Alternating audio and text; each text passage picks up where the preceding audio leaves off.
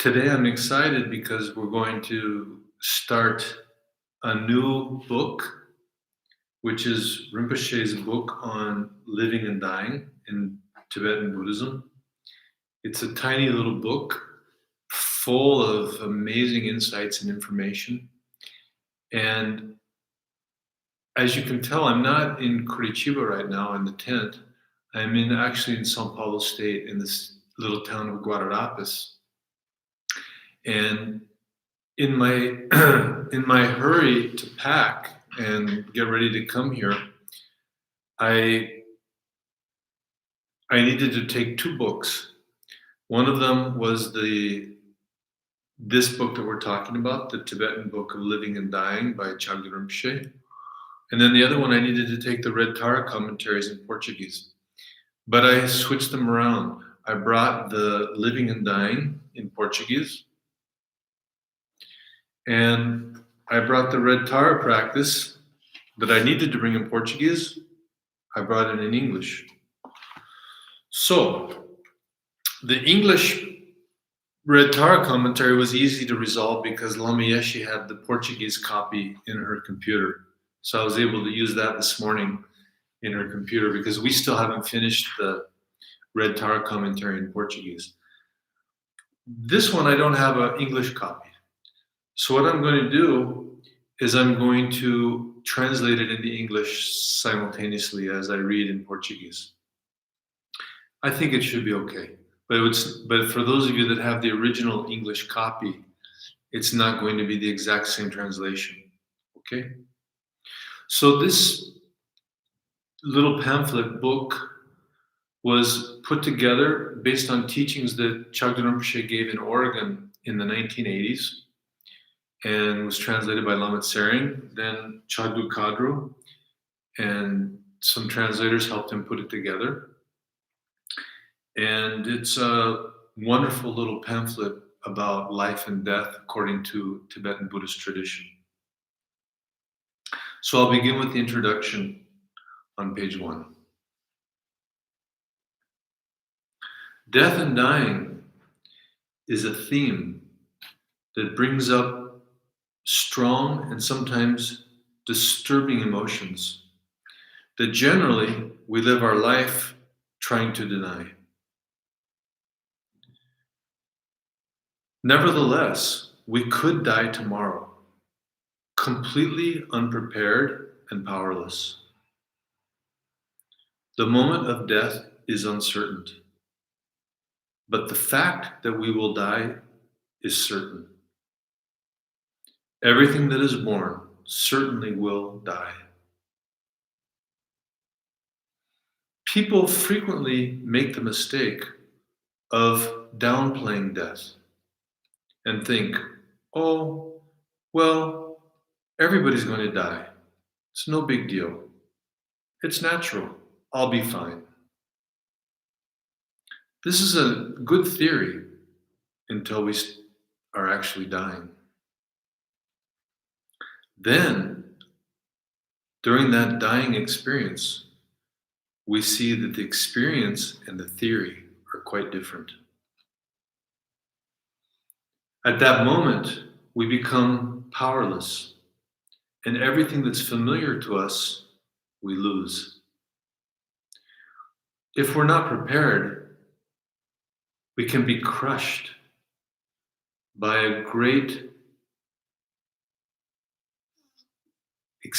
a huge experience of fear, disorientation, and confusion.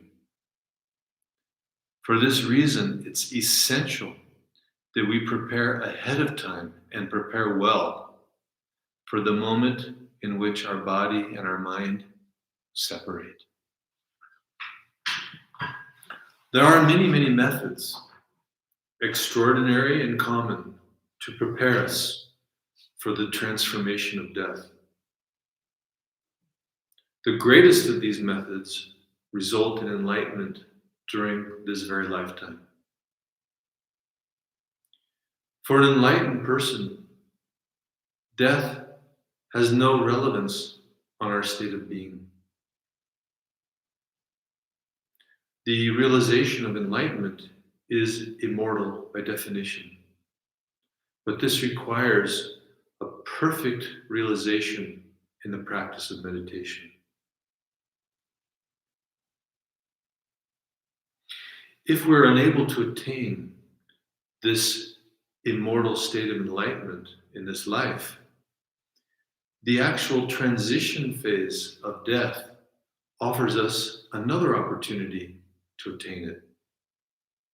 But once again, to realize this potential, to take advantage of this opportunity, depends upon us having certain mastery over meditation.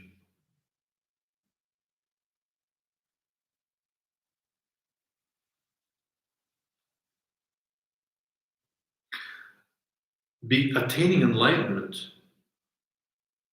is the highest possibility of this transition phase of death, but it's not the only opportunity. If our meditative realization is incomplete, but we've developed a strong power of prayer, there can be liberation to a pure land, free of suffering, through the invocation of blessings of the enlightened beings. To obtain meditative realization and the power necessary to direct our minds during the transition phase after death, we need to learn about the relationship between life and death. We need to learn about the process of death, about the transitions between the moment of death and our rebirth.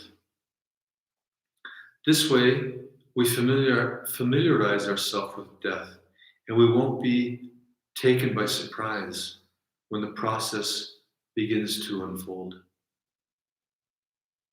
If we receive a previous warning about a hurricane, we don't wait for the hurricane to arrive at the beach to begin to prepare ourselves.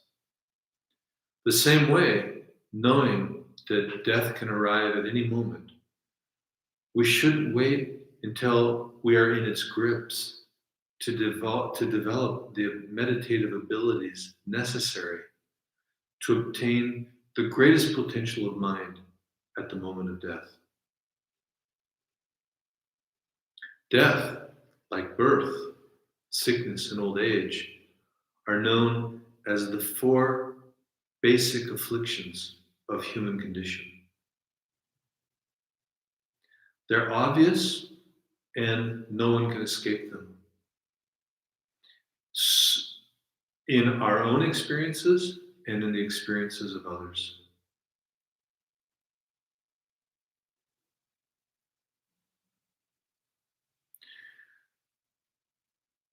In this way, these 4 afflictions are among the greatest categories of suffering that can be experienced by all beings indistinctly, human and non-human.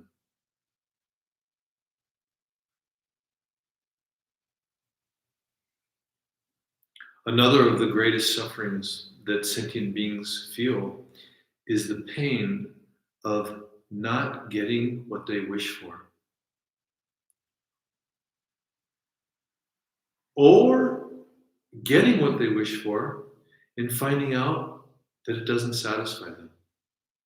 Or that it's not what they really wanted.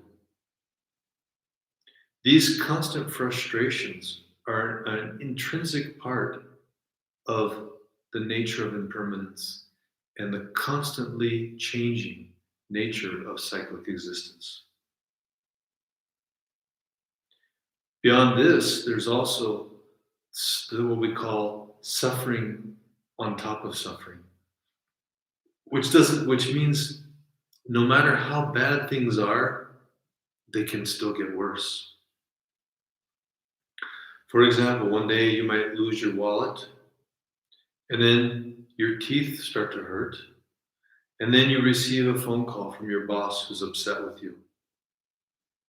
In even a larger scale, entire countries are afflicted by famine, but at the same time, subject to war.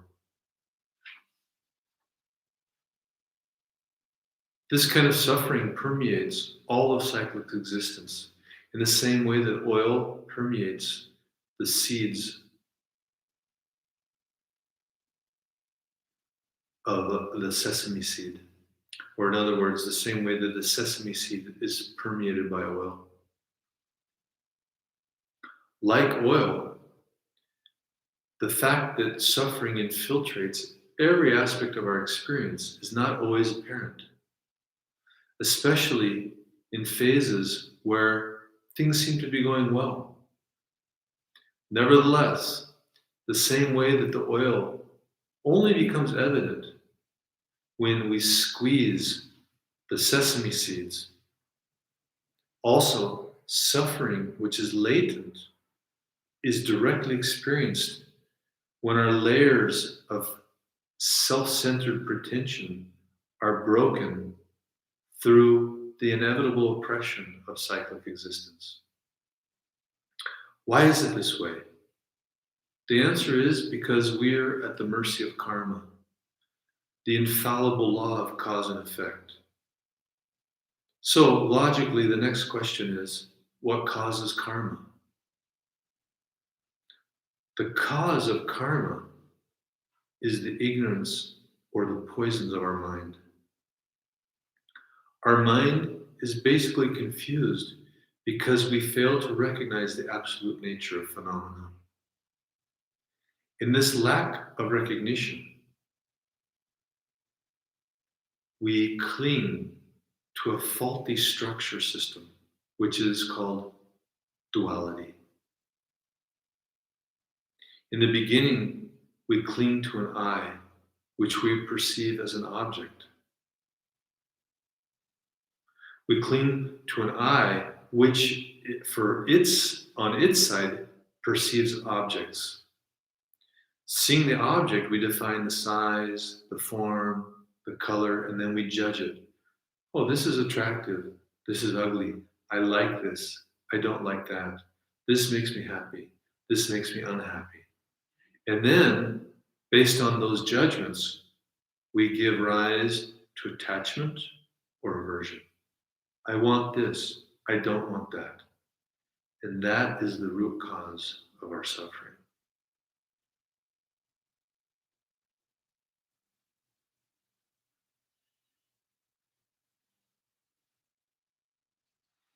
So, that's the introduction. It's important to emphasize here that everything is the mind. All the suffering, all the pleasure in this universe is the mind. I know some people that contemplate suicide. They think if they free themselves of the body, their suffering will end.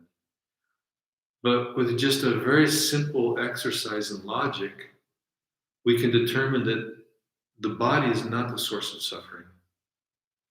Because once the body and the mind are separated, you can beat the body, you can kick the body, you can tickle the body, you can give it a warm bath. There's no pleasure or pain in the body by itself. What perceives pleasure or pain is the mind, and only the mind. And that's the way it's been since the beginning of time, and the way it will always be. For that reason, some people enjoy spicy food. Some people don't enjoy spicy food. Some people like salt. Some people like sugar. It's not because the body feels pleasure or pain. It's because of the mind. The mind is the source of all pleasure and pain. So that means that the mind is the key to freeing ourselves from suffering. How? Taming the mind. How? Through training in the teachings to learn how to see things as they truly are, and then applying those teachings over and over again, contemplating on the teachings, meditating on the teachings, until they become one with our being through meditation. We don't have to make something up. We just have to see things as they truly are. That's one of the most beautiful things about the Buddhist teachings. We don't have to create a fantasy land somewhere else. We just simply have to see things as they actually are, and we'll be free from our ignorance. Therefore, we're free from our suffering. Because if we understand that everything is impermanent, everything's transitory, everything's illusory in this way, then there's nothing to cling to and no one to cling. When we come to that realization, there's nothing to cling to and no one to cling, we let go. And when we let go, our suffering becomes less and less. During this lifetime, and also at the moment of death. Because what causes us to suffer at the moment of death is clinging to this experience. Clinging to our family, our possessions, our accomplishments, our story, our house, our car, our pets, our children. So if we begin to train now in not attaching to those things, when the moment of death comes, we can leave with less anguish. That's what it means to prepare. But it doesn't mean that we have to shut down in relationship to those things, family, friends. It just means that we deal with them as a mature spiritual being. Actually, by not attaching to family and friends, we are more free to love because there's no strings attached, no expectations. Just love fully and completely in that moment, remembering that it might be the very last time you see that person. That's what it means to not be attached. Not having some kind of hidden agenda, wanting to control them, manipulate them. It just means fully, 100% wishing that they be happy and helping them try to realize that happiness relatively and ultimately. Attachment means having some sort of self-centered agenda in relation to those people. So being not attached doesn't mean shut down, far away, distant. I have to not speak to them anymore. I have to exclude them from my life. It's actually the opposite. When we're not attached, we have no fear of being hurt through relationships, through family. We have no ego that feels offended if somebody criticizes us or doesn't show us the respect that we feel that we're due. How many family problems arise from that? Oh, my mother favored my brother. Oh, my boyfriend didn't treat me with the respect that he should have. At the party, he didn't give me enough attention. Then we feel offended. Then we shut down. Then the boyfriend goes further away. I remember one time I was talking to Chagdud Rinpoche, and I said, Rinpoche, I have a problem with jealousy with my girlfriend. It wasn't Lama Yeshe at the time. It was actually another person before I knew Lama Yeshe. And Rinpoche said, why jealous you? And I said, because I love her and I want to have her near me. And Rinpoche said, and what happens when you're jealous? I said, she goes far away from me. She doesn't want to be around me. Rinpoche looked at me and said, then why jealous? You want her to be near you, but when you're jealous, she goes farther away. Then why jealous? You know, when a great master says something to you, sometimes something just wakes up in your mind that 1,000 other people can tell you. You can read it in a book, you can see it on a TV show, and it doesn't penetrate. But somehow when he said that to me, I realized how stupid. It's what we call a flawed strategy. It's exactly how many people do we know that push people out of their lives when they really want to bring them close? Through their ignorance and attachment.